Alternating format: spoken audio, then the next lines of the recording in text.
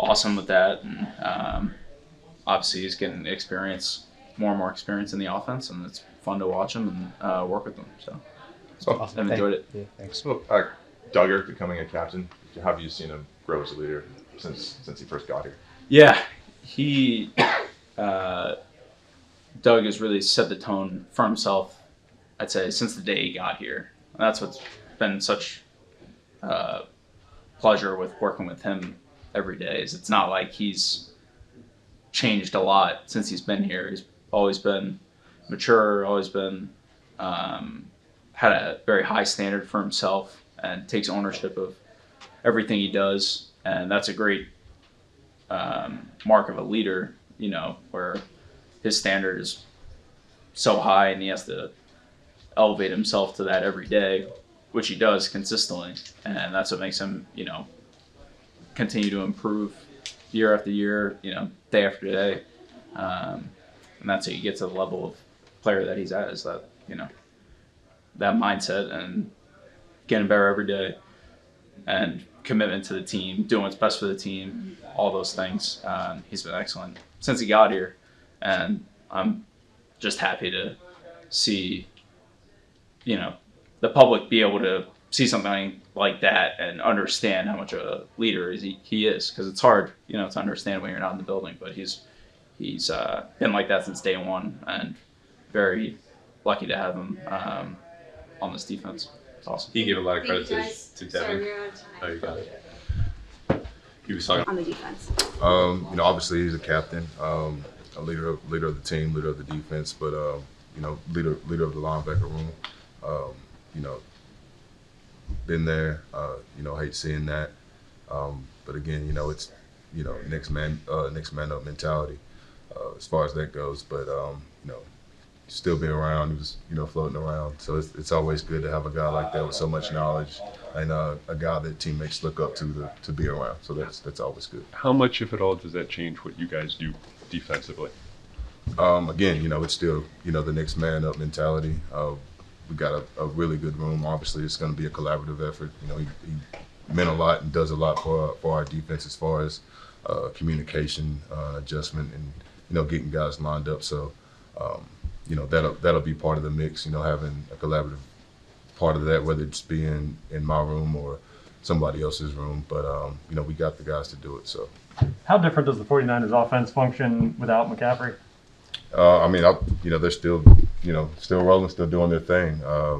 Still committed to the run game. Have dynamic guys outside, skilled players.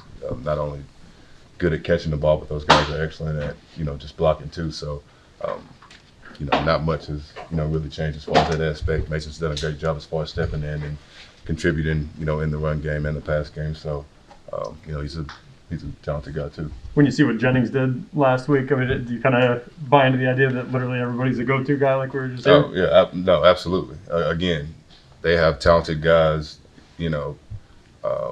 that'll step in, whether it's a receiver, tight end. George was out last week. Guys come in, plug in, and they do a good job as far as just going out and executing, their fundamentals. How much does Kittle change the game when he is out there? One of the most dynamic guys out there as far as not just tight end, but just position based in the league. He does a lot for those guys. Again, the running, the blocking. It's really hard to see too many tight ends that do and can do what he does and be as effective as he is as far as a route runner and yards after the catch. How much does he get in guys' heads? Just the way he talks out there. I know George. Personally, never didn't really get to play against him, but what you see with George is what you get. Guys, he works hard. He busts his tail. He does it in the off season. He does it and he has fun doing it. So, sure, it's not fun, getting pancaked with the guy giggling and laughing and stuff. But that's George. You know what you're gonna get. He's gonna be after you the whole game. We saw last week, Jelani had the communication stuff going back and forth with, or I guess it's just one-way communication with DeMarcus. What makes him a good choice for that kind of role? Just the experience. He knows the defense. He's able, again, he's one of the adjusters, so he plays on the ball, he plays off the ball. He has to know, both of those positions. Again, he's been around for a while. He's played multiple positions in different fronts, different personnel. So having him, having the dot, felt like he did a good job as far as getting the communication, getting guys lined up. So Somebody who's played both those positions, what's the biggest challenge going back and forth between off the ball and on the line? Again, just kind of knowing different personnels. You'll be in different positions. You'll have different adjustments, different communication parts from guys that are dependent on you from different spots. So it's very easy to get lined up wrong once or twice. But he does he's been doing a really good job as far as getting that part out, and again getting the communication to his teammates so guys can get out. Gerard talked to us a little bit yesterday about the value in having a guy like Bentley travel once he's ready to travel. I was wondering if you could speak to the value of having a guy like that on the sidelines, even though he can't play. Gerard used the phrase, you can still be a productive teammate in those kind of instances. Yeah, absolutely. I know, when May went down, he was, still around, and obviously was breaking down film, and, again, having a guy in that position, knows as much as he does, and to be able to give that information, relay that information. I mean, hearing it from a coach is like, kind of no matter who you are, hearing it from one of your peers sometimes, hits a lot different. And, he's a smart guy, smart player. And again, guys really respect and look up to him. So what he says carries a lot of weight. So, again, anytime that he could, be around, guys, I appreciate it, and I know guys do. Other guys do too. Coach, Brock Purdy's been. Two final questions, guys. Brock Purdy's been like the best downfield passer in the league so far. You see him like manipulating Harrison Smith and guys like C.J. Mosley. As a second level defender, how do you defend a guy like that who sees the field so well and is able to manipulate you with his eyes and his body? I think the biggest thing, man, is it's just really going to be just driving out. I mean, he does a good job of not keying in and gluing in on one or two guys. It's really easy for guys to do that. Not only early in the season, but just throughout the game, and he does a good job of going through his progressions, going through his reads. So you see a lot of guys that you may not see getting targets that are in different offenses, but he does a really good job as far as going through his progressions. And if you're taking away this, he's gonna make you move here, shoot it over there. He just does a good job of having a feel of the defense and finding an open space, making guys work extra.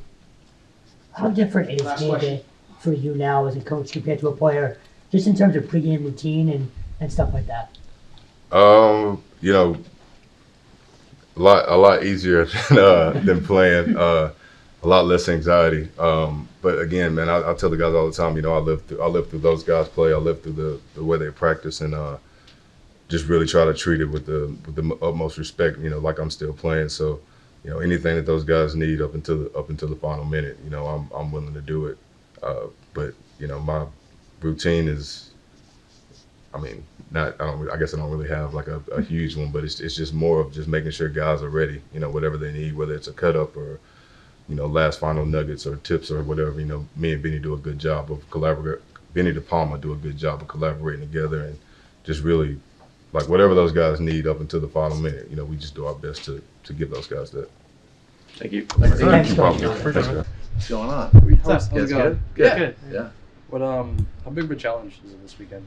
Going on the road, but you're going up against a pretty good offense with good offensive scheme. Yeah, I think if you look at battle-tested schemes over time, this offense is one that not only there, but the branches off that tree.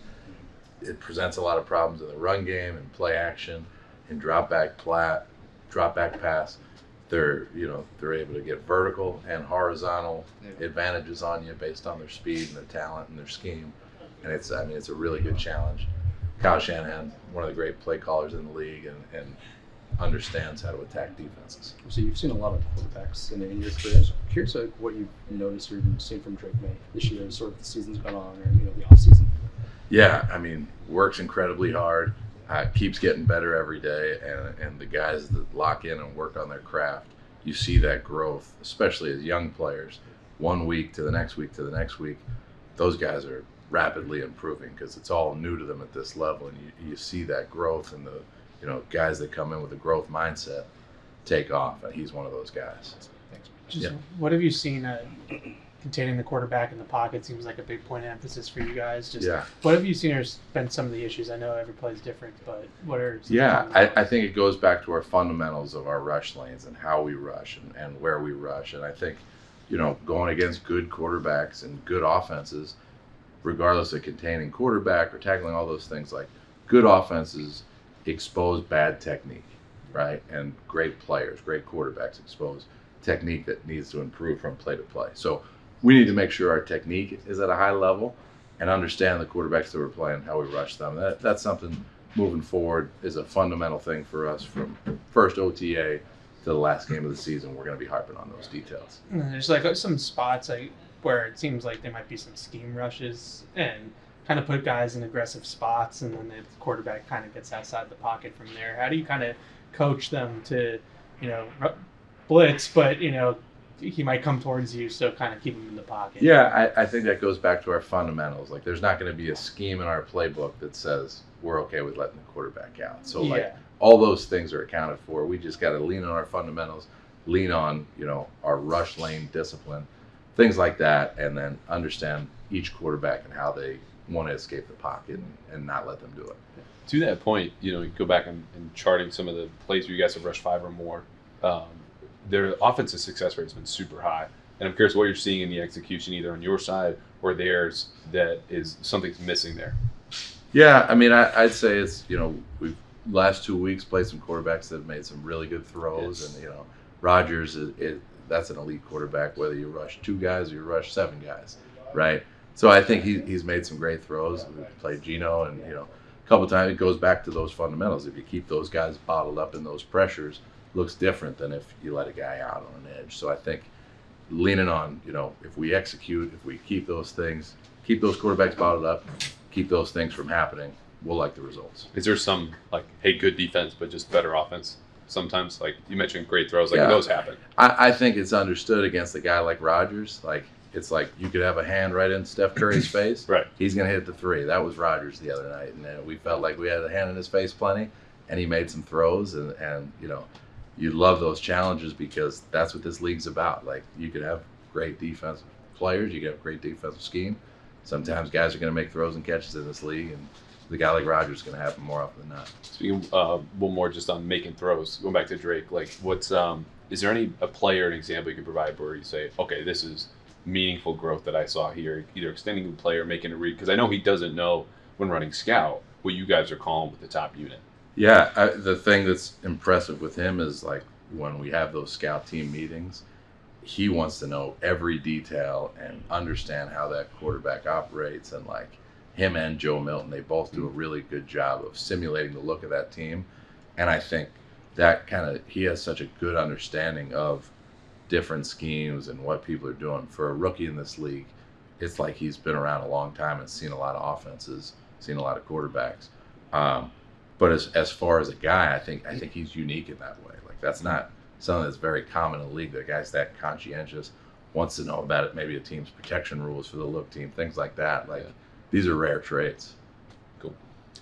I know he's not in your room, but it seems like Christian Barmore has been around a little more lately. What have your impressions of him been, and what's it like having him in the building more often? Yeah, I think he's a positive force and a light for those guys, that when he's around, you feel like, a guy that's done some great things in this league, who will continue to do great things in this league when he's back. But he's the guy that everybody kind of gravitates to. Those guys, outside backers, D-line, anybody on the team really likes that guy because of his personality, because he's, got a gravitational pull to him, Yeah, and Gerard told us that he's been in charge of Friday Funnies the last 3 weeks. What have your impressions of those been? Strong, strong videos. Post-playing career, could have a future in video editing there. Awesome. Yeah. What does that look like, though? Him, I can't imagine him in a dark room, or maybe he is cutting up film with the headphones stuff. on. What's the final product look like? Yeah, I think it's different week to week. I'm new to it. So some weeks it might be huge funny Instagram clips or whatever. Some weeks it might be a funny scene from a movie, but pretty strong so far by him. So, believe it or not, Bill did not have Friday Funnies. I don't think when he was here, so they're new to everyone. Oh, okay. Yeah. Again, we've added some pieces late that, you're developing them. and you're getting them to fit into our system. And so the more they're here, the more you trust, right? And the more you trust, the more opportunity you get.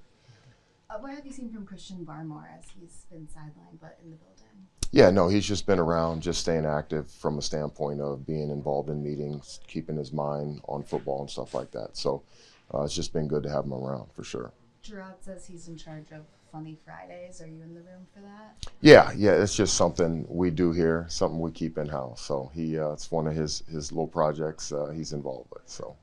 I wanted to go back to the stuff that Doug just asked you about with the front. Have you noticed that teams may be adjusting to try to keep those guys on the field, maybe with the no huddle and things like that? Well, there's no doubt. The last 2 weeks people up-tempoed us so we couldn't sub and get, other packages on the field. It's not because of who are on the field. They don't want who is off the field to get on the field for certain packages, and so that's their way of trying to control that. Do you think that's made an impact for you guys up front? No, I mean the guys that are on the field, they know their job. Series can get long sometimes with that, and guys can get tired. But that's where guys were getting fined a couple of years ago because people were faking the injuries to substitute. So like when they talk about the no huddle being a safety issue, those are kind of those deals. But it's part of the game, and you got to play. So guys got to be in great shape, and if they keep you on the field, you got to be ready to go. Jerry, when you talk about DeMarco was talking about keeping quarterbacks in the pocket, yeah. and particularly when you guys are running some games up front, what do you need to be better at in terms of replacing each other? Yeah, I mean, guys have to do their job, right? Ultimately, guys are on the football field, and mistakes happen, or somebody tries to make a play, and if you make the play, they're patting you on the back, and if you miss that play and he gets out, now we have an issue, right? So we got to do a better job of doing our job, and ultimately the guys know what they're doing. We just got to eliminate, or if you're going to take a chance, you got to make the play. On that topic, and his team's play. Yeah, Kyle's one of the best play callers in the NFL. All right, he's got some talented guys, but for the most part, like he's very unique in how he calls a game, and they do a phenomenal job of window dressing very simple concepts that they have. So they probably run this concept 20 different ways that they get to it, but it's the same concept. So, you got to just let things slow down. It's a technique game. Believe in your eyes and play your key, and then you have some success. But for the most part, like they do a great job of changing tendencies, backfield sets, and he's unique. And he's a run-first guy that sets up everything else. They don't want to be sitting back there in 3rd and 7+ on 3rd down. That's not their deal. They want to be in 3rd and 4 where they could possibly run it, right? So they have options, right? But it's hard to have options when you're in 3rd and 10 and things like that. So they're pretty good on early downs. What have you learned about Devon that maybe you didn't know, prior to coaching him every day and being in the Yeah, I mean, the guy's a pro. He enjoys the game, and he's pretty stout in the run. And we're trying to get him to be able to affect the quarterback a little bit more and push him because he's a strong guy, so he can do it. So, but great dude, great guy, good teammate. Sure, I appreciate your time. Thanks. Absolutely, guys. Appreciate you guys. Absolutely. So, job adapting to pressure, getting the ball out versus pressures. And he's an athlete too, so he brings that element. So he scrambles around, and sometimes that's not always easy either. So. Jerry, Steve, you've been around the NFL for a bit. Just wondering what you've seen from Drake May as the season's progressed, just from a defensive coach, watching it. Yeah, Drake's done a phenomenal job. He's developed each day, and he's gotten better since he's been here. And so, yeah, I mean, the kid's going to be just fine. Like I said, I had a chance to be in Green Bay for Jordan Love's development, sitting back. Jordan Love, day one to where he's at today. That's what you expect Drake to do, is to just continue to develop like he's doing. And it's good that he's able to sit back and watch and learn from somebody that's playing and see things and let the game slow down for him. But he's doing a great job. Awesome. Great. Thanks so much. But like an instant impression, going back even his first off season, was it sort of evident when he got on the field, what he could be or what his capabilities were? Yeah. So I remember his rookie year, first day, put him with the second group, second day, put him with the second group.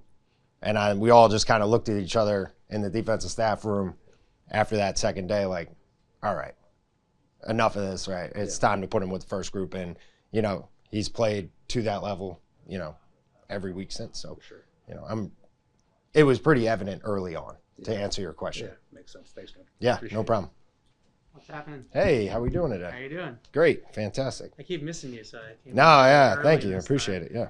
I'm gonna ask you some scheme questions you're probably not gonna answer, but I'm gonna ask you. Okay. Yeah, no, that's fine. You could try. Yeah. So, you know, there's been some whispers about some of the changes this year compared to maybe years past with DeMarcus taking over and stuff like that. Can you tell me anything about any of those packages or anything, the coverages or whatever you guys are doing that's maybe a little bit different than what you did with Bill? Nope. But no, I'm big on I'm not telling the other teams what they're doing. Like that's their job to kind of figure it out. And I know as a, you know, when reporting it, the fans want to see what it is. They want to know what it is. But at the end of the day, like we're trying to win football games, and like saying exactly what we're doing isn't necessarily in our best interest. I hear you. So that's kind of where I stand on that. But the new stuff is interesting. You could see it on tape. Yeah. Right. And that's, you know, some of the stuff just needs to get cleaner and, you know, execution, but it's new, and that's what happens when you do it. So well, one of the things, just looking at tendencies and stuff like that and some of the data we get, playing a lot more cover two, it seems like this year than maybe in past years. I don't know if that's just coincidental based off of game plan, or maybe they're not all actually cover two or whatever, but that's how they're being charted. Is that a philosophical thing? Like, what do you think's behind that? I think games maybe have skewed that, or situations within the game have skewed that. Yeah. So, yeah, I mean, just kind of, it's how the game's going, right? Yeah. So you call the game how the game's going, and you just kind of work it out from there. But to say that we're majoring in one thing, I'd say is, you know, like wouldn't be necessarily true. Yeah. Right, I'm the corners coach, so I'm going to say every single time, like, let's play man. Right. Right. So that's really where I kind of hang my hat. All right, those are my two scheme questions. Yeah. Okay. I'll give you the easier ones now. Just wanted to ask you about Christian. Yeah. And you know, I feel like people forget that he's only 7 games into his career right now. What do you see from him so far? Yeah, I mean, look, he's doing a great job. We talked about it a little bit earlier. You know, it was pretty evident from day one when he came into the building. You know, the one difference that Christian kind of separates himself is, you know, he's not waiting around for the matchup. He goes and gets the matchup. He plays inside. He plays outside. Right. And that's hard to do in the National Football League. Right. Most guys just play left. Most guys play right, field boundary, whatever. Like that's, I'm not knocking anybody else, but what I'm asking him to do is very difficult. Yeah. Right. And he's stepped up to the challenge. And as a corner coach and as a defensive coach, you can't ask for more out of a guy. And he has the right attitude.